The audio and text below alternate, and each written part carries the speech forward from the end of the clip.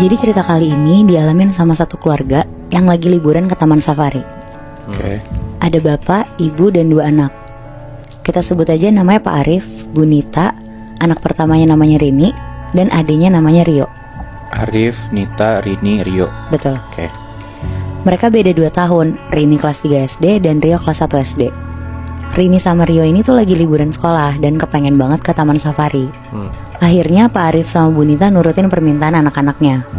Rencananya mereka sekeluarga bakal ke taman safari hari Jumat dan pulang hari Minggu.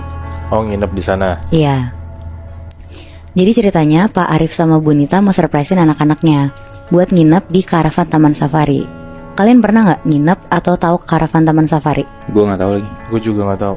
Nggak tahu ya. Jadi karavan tuh kayak penginapan gitu di dalam taman safari. Letaknya tuh kayak di tengah hutan gitu.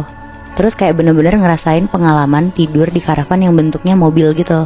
Oh, Iya, iya. RV gitu ya? Iya, Oh, kebayang nggak? iya. Kayak di luar negeri yang bis gede gitu nggak sih? Iya, benar. Oke. Terus. Nah, dari sekian banyak penginapan di taman safari, Pak Arif sama Bu Nita tuh sengaja untuk milih nginep di karavan. Karena pengalaman baru juga kan untuk mereka sekeluarga. Ya. Akhirnya berangkatlah mereka berempat ke taman safari hari Jumat pagi. Rini sama Rio tuh seneng banget, dari rumah udah sibuk nanya-nanya. Kayak kita harus bawa wortel ya, dan pertanyaan-pertanyaan lain tentang hewan yang akan mereka lihat nantinya. Pas mereka udah sampai taman safari, karena ini pengalaman pertama mereka tuh takjub banget mau Bi. Dari awal masuk taman safari kan pintu masuknya gede banget ya. Kayak megah gitu, muka mereka tuh berbinar-binar banget. Berisik banget, terus teriak-teriak gitulah. Mereka masuk ngelihat jerapah, kuda nil, dan macam-macam hewan yang masih bisa dikasih makan lewat jendela mobil mereka. Terus tiba-tiba mereka masuk ke kawasan yang danger gitu. Kawasan macan dan lainnya yang diharusin untuk nutup kaca mobil mereka. Ya. Di situ Rini nanya-nanya, kok kita harus nutup kaca mobil sih Pak? Rini kan mau lihat macannya biar jelas. Terus Pak Arif jelasin kalau macan tuh hewan yang berbahaya. Ya kayak sambil ngasih edukasi ke anak-anaknya pokoknya. Terus pas masuk area macan putih, Rini bilang, kenapa macan putihnya ngeliatin Rini? Kenapa macan putihnya ngedekat ke mobil? Papa, mama, macannya marah ke Rini. Di situ mama papanya bahkan Rio pun kaget karena nggak ada macan di sekitar mobil mereka, Moebi. Oh, Yang lihat cuma si Rini doang. Iya, Oh. menarik. macannya semuanya kayak lagi duduk-duduk di dekat kandang mereka gitu loh posisinya, jauh dari mobil. Iya. Terus pas mamanya nengok ke belakang, ke tempat duduknya Rini, mukanya Rini tuh pucat banget. Dan bener, pas mamanya megang Rini, badannya tuh panas. Sepanas orang kalau lagi demam. Oh. Jadi kayaknya Rini tuh sampai halu gitu loh ngeliat macan putih tadi. Terus mamanya bilang ke papanya, kayaknya Rini terlalu semangat deh pergi ke taman safari, makanya bisa sampai sakit gini. Soalnya kayak kalian tahu nggak, anak kecil kalau excited mau pergi pasti demam gitu loh sebelumnya. Oh gitu ya? Iya, dulu sih gue gitu. Oke. Akhirnya mereka sekeluarga nyelesain lah trek taman safarinya. Mereka jalan terus sampai ke penginapan mereka. Pas sampai di karavannya, itu tuh waktu nunjukin jam 4 sorean lah kira-kira. Bu Nita gendong Rini, terus nidurin Rini di kasurnya. Jadi tuh unik banget Moebi. Biar ada gambaran, di mobil karavan ini tuh ada 2 kamar. Satu kamar yang kasurnya master bed gitu. Satu lagi kamarnya tuh yang tingkat atas bawah. Oh, oke. Terus ada ruang tamu yang ada TV-nya juga. Jadi sebenarnya tuh sempit. Nah, hari ini tuh lagi sakit tapi masih banyak mau gitu loh. Bukannya dia tidur sama papanya, tapi dia ribut banget minta tidur di kamar yang kasurnya tingkat atas bawah. Dan dia kepengen tidurnya tuh di bagian atasnya gitu. Karena Bu Nita juga mikir kasihan sama Rini, soalnya kepengen banget. Akhirnya Bu Nita ngasih Rini tidur di situ. Udah tuh Bu Nita ngasih obat dan lain-lain. Sekitar jam 8 malam Rini udah tidur karena efek obat. Adenya si Rio tidur di kasur bawahnya. Pas mereka berdua udah tidur, Bu Nita sama Pak Arif tuh lagi nonton TV di ruang tamu. Tapi tiba-tiba mereka dengar ada suara orang-orang dari mobil karavan sebelah teriak-teriak, ada macan lepas, hati-hati. Dengar suara itu mereka berdua kaget banget dong. Hal yang pertama dilakuin yang ngecek ke kamar anaknya. Pas dicek, anak-anaknya aman nih, masih pada tidur, bahkan udah pulas. Pak Arif bener-bener ngunci pintu sama mastiin jendela tuh ketutup rapet. Mereka panik banget sebenarnya, tapi mereka juga bisa apa kan selain nunggu matahari terbit. Soalnya posisinya kan di tengah hutan gitu, jadi ya lumayan gelap dan serem juga untuk ngeliat keluar kan. Akhirnya Pak Arif nelfon ke resepsionis untuk mastiin apa benar ada macan lepas. Pak Arif kali ini dengar ada suara burung. Tapi suara burungnya tuh yang gak mungkin mereka denger di dataran tinggi gitu loh. Burung-burung yang kayak ada di Jakarta gitu. Kadang suaranya ngedeket, kadang suaranya ngejauh. Pas suaranya lagi jauh-jauhnya, tiba-tiba ada suara ketokan tapi di kaca kamar mereka. Kayak tok tok tok tok tok. Kenceng banget suaranya. Kali ini Bu Nita dengar, tapi pas mereka ngeliat gak ada siapa-siapa dan gak ada binatang apa-apa. Tapi pas Bu Nita negesin matanya, ternyata ada sosok perempuan dari pohon belakang karavan mereka, pakai baju putih, panjang, matanya melotot, lagi senyum-senyum sambil ngelambain tangan, kayak dada-dada gitu. Itu bukan orang kan? Bukan. Anjing, kuntilanak. Nah kayaknya bisa jadi sih Moy. Tapi terus tiba-tiba sosok ini tuh lari kenceng banget, nempelin mukanya ke kaca karavan. Terus tiba-tiba sosok perempuan yang nempelin mukanya ke kaca ini berubah jadi macan putih yang gede banget. Anjir. Bu Nita kaget, dia langsung nutup hordengnya. Dia meluk Pak Arif kenceng banget sambil deg-degan. Pas Pak Arif nanya kenapa, ada apa kok ditutup, Bu Nita gak bisa ngomong apa-apa selain merem dan melukin Pak Arif aja. Gak lama setelah Pak Arif nenangin Bu Rini, akhirnya gak lama Bu Rini ketiduran. Dan mereka tidur berdua. Besok paginya pas dicek, demamnya Rini tuh udah turun. Terus mereka mutusin untuk keliling-keliling taman safari hari itu. Mereka nonton pertunjukan, ngasih makan penguin. Lumayan seru dan banyaklah aktivitas mereka seharian. Sampai akhir udah jam 5 sore, Bu Nita bilang ke Pak Arif untuk cepet-cepet balik ke karavan. Karena dia mikir kalau gelap jalanannya tuh serem buat kesana. Akhirnya mereka sampai karavan masih agak terang dikit. Rini sama Rio mandi, semuanya bersih-bersih. Pas udah ganti baju tidur, tiba-tiba badannya Rini tuh panas lagi. Kayaknya Rini tuh kecapean karena aktivitas yang lumayan banyak kan hari ini. Akhirnya Rini ditidurin mamanya lebih cepet, kayak jam 7 tuh udah naik kasur. Gak lama Rio juga tidur di kasur bawah. Mama papanya juga ikutan masuk kamar lebih cepet tuh malam itu. Pas lagi tidur sekitar jam 10-an, Rio tiba-tiba kebangun. Dia dengar ada suara binatang kayak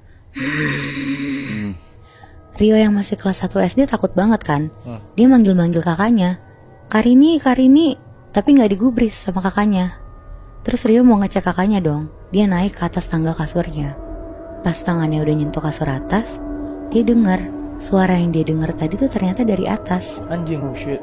Tapi pas dia lihat, ya benar kakaknya masih tidur di atas. Tapi yang anehnya, ada ekor warna putih garis-garis hitam keluar dari bagian belakang badannya Rini. Oh shit. Dan pas dia lihat ke tangannya Rini, dia ngeliat kukunya Rini tuh kayak kuku macan yang panjang-panjang gitu. Anjir.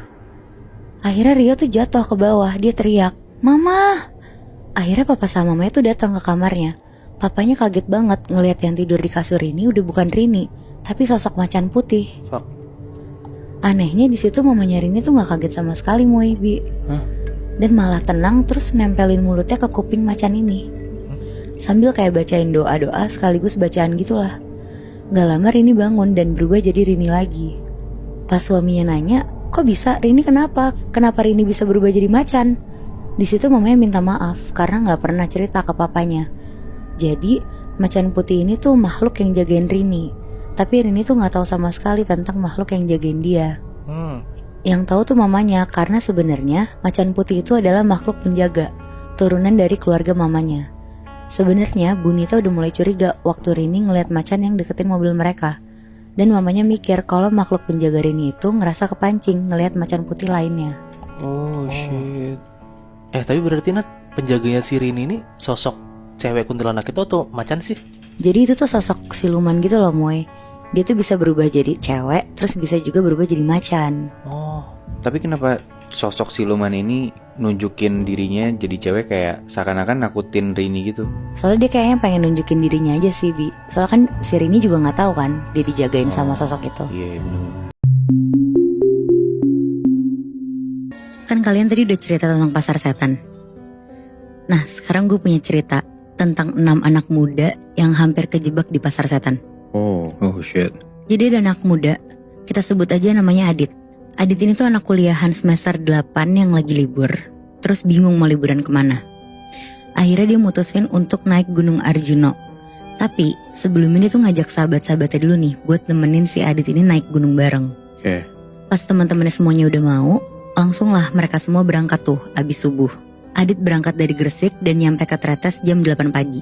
Nah nyampe di Tretes, Adit dan yang lain tuh beli perbekalan makanan dulu tuh buat bekal naik nanti. Dan mereka lanjut naik gunung di jam 10 pagi. Selama perjalanan mereka semua tuh gak kerasa capek sama sekali karena sama-sama excited untuk sampai ke puncaknya. Mereka naik sambil bercanda-canda, ketawa-tawa, pokoknya lumayan berisik juga lah kedengerannya. Sampai tiba-tiba gak berasa nyampe di pos 1 tuh kira-kira jam 2 siang. Akhirnya mereka istirahat dulu sambil bikin mie instan. Di sini Bara, salah satu temannya Adit tuh bercanda-canda bilang, ngapain nyeduh sendiri, kita beli aja yang udah jadi di pasar. Terus si Adit tuh nyautin, pasar apaan Bar? Dijawab lah sama si Bara nih, pasar setan. Aduh, yalah, goblok. Terus ketawa-tawa tuh dia di situ. Nah tapi Muibi, si Bara ini tuh orang yang gak pernah naik gunung. Jadi dia tuh gak tahu lah tentang sesuatu yang kayak peraturan-peraturan gunung, gak boleh ngomong sembarangan gitu-gitu. Sotoy banget ya. Nah terus singkat cerita, mereka lanjut tuh ke pos 2 sekitar jam 3 sorean. Dan pas udah mau maghrib, si Bara nanya nih ke Adit, kira-kira jam berapa Dit buat sampai ke pos 2? Terus Adit bilang, setengah jam lagi Bar, sabar ya. Makin semangat tuh Bara yang baru pertama kali naik gunung. Dia jalannya makin cepet, dan pas waktu udah mau masuk maghrib, si Bara lagi-lagi nanya nih ke Adit, Dit kok belum sampai-sampai juga ya? Ini udah mau sejam loh, kata lo setengah jam lagi. Tapi di situ Adit yang jalan di paling depan tuh gak bisa jawab, dan dia milih buat diem aja. Tapi tiba-tiba mereka tuh kayak ngelewatin hutan yang penuh pohon pisang. Pokoknya suasananya tuh jadi beda banget lah di situ. Dan ternyata katanya di situ Adit tuh ngelihat sosok bayangan sekelebat gitu yang ngikutin mereka jalan. Tapi di situ Adit tuh nggak mau ngomong ke siapa-siapa, takut pada parno kan. Nah makin jalan ke depan, Adit tuh ngerasa udah 2,5 jam jalan, tapi mereka nih masih belum sampai di pos 2. Akhirnya si Adit mutusin lah buat masang tenda aja karena udah jam 7:30 malam. Dia langsung nyari ranting pohon di sekeliling tenda buat bikin perapian kecil. Terus biar suasananya juga gak tegang, si Adit bilang nih ke yang lain buat bikin mie instan dan bekal-bekal yang mereka siapin tadi pagi. Udah tuh mereka ngobrol-ngobrol, ketawa-tawa, dan gak lama semuanya masuk tenda buat tidur. Terus masih jam 10, Adit tuh masih belum bisa tidur karena kepikiran takut di jalur yang salah dan kehabisan bekal. Tapi gak lama akhirnya dia ketiduran juga tuh. Dan pas Adit kebangun, tiba-tiba tuh kayak ada angin kenceng banget dari luar tenda Muibi. Ditambah si Adit tuh juga denger ada suara rame banget dari kejauhan. Kayak suara orang konser gitu loh. Tapi belum tahu juga tuh itu pastinya tuh apa. Nah karena mereka semua satu tenda, Adit tuh ngeliat ke teman-temannya yang lain. Dan ngeliat satu orang temennya, si Bara itu, mukanya tuh kayak lagi penasaran gitu sama suara yang ternyata dia tuh juga denger. Akhirnya si Bara nyoba ngintip dan ngebuka pintu tendanya dikit. Dan pas dibuka Muibi, dia kaget banget karena banyak jejak-jejak kaki di luar tenda. Dan sekeliling tenda mereka tuh kotor kayak ada tumpukan sampah gitu. Padahal tadinya bersih-bersih aja kan? Bersih banget. Aneh dong. Nah makanya tuh, terus pas ngeliat itu, si Bara langsung ngeliat jam tuh. Dan pas dia ngeliat, ternyata itu tuh jam 3 pagi. Nah karena si Bara aus banget, dia mau ngambil minum, tapi pas dicek tuh ternyata persediaan air mereka tinggal dikit.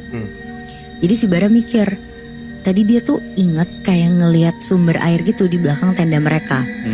Akhirnya langsung tuh Bara jalan sendirian, cuma bermodalkan senter dan botol air yang gede banget buat diisi. Terus akhirnya dia jalan lah. Dan pas dia lagi jalan, tiba-tiba dia tuh kayak ngeliat keramaian gitu loh dari jauh. Terus si Bara tuh langsung lah nyamperin ke arah keramaian itu.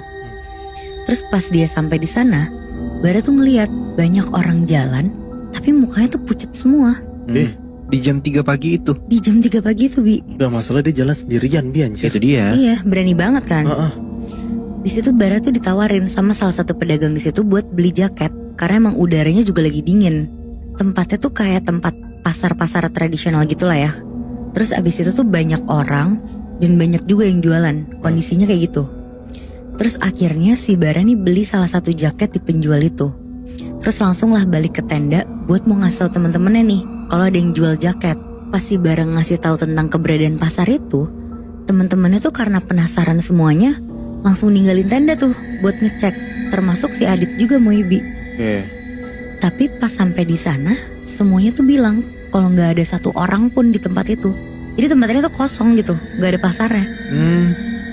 Terus mereka akhirnya pada debat tuh sama si Bara, karena pada nggak percaya gitu kan, kayak dikira lo halu ya. Iya. Terus di situ si Bara tuh langsung nunjukin tuh buktinya, si jaket yang dia beli itu. Dan pas dilihat sama si teman-temannya Muibi, si jaketnya tuh kelihatan kayak lusuh banget, robek-robek.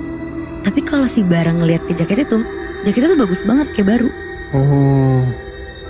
Terus pas lagi ngeliatin jaketnya Bara, tiba-tiba tuh dari jarak 10 meter kayak kedengeran ada suara rame gitu. Tapi tuh nggak kelihatan apa-apa Muibi. Nah, di situ tuh teman-teman yang lain tuh nolak, soalnya si Bara kan ngajakin ke situ langsung kan. Soalnya teman-teman tuh ngerasa kayak ada yang aneh nih kayaknya nih. Akhirnya yang lain sama Bara mutusin buat balik ke tenda dan nyoba untuk ngelanjutin tidur mereka.